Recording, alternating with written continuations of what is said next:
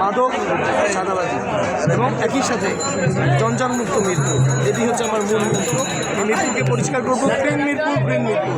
অপরাধ প্রবণতা zero tolerance নীতি নিয়ে নীরব চাঁদাবাজি সহ মাদকের স্পট, ক্রয় বিক্রয়ের স্পটগুলো নির্মূল করার জন্য আমি শুদ্ধি অভিযান চালাবো প্রথম দিন। আর রাস্তাঘাটে কিন্তু খুব খারাপ অবস্থা।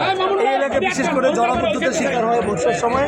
এটা ঢাকা ওয়াসার বেটার যে প্ল্যান আছে সেটাকে আমি কম্বিনেশন করে সমন্বিতভাবে স্থায়ীভাবে বন্দোবস্ত করার জন্য আমি প্রথম দিন থেকে কাজ করি। আচ্ছা, আর এর পাশাপাশি আপনার দ্বিতীয় স্টেজের কাজ কী থাকবে, মানে চলমান কাজগুলো আর কী কী থাকবে? এগুলো তো অগ্রাধিকার ভিত্তিতে।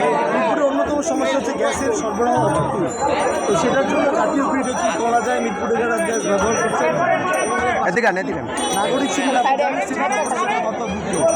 এখানে কিছু মেগা প্রজেক্টের মতো এলাকার কর্মসংস্থানের জন্য কিছু প্রকল্প আছে, সেই প্রকল্প বাস্তবায়ন হচ্ছে আমার আসল লক্ষ্য।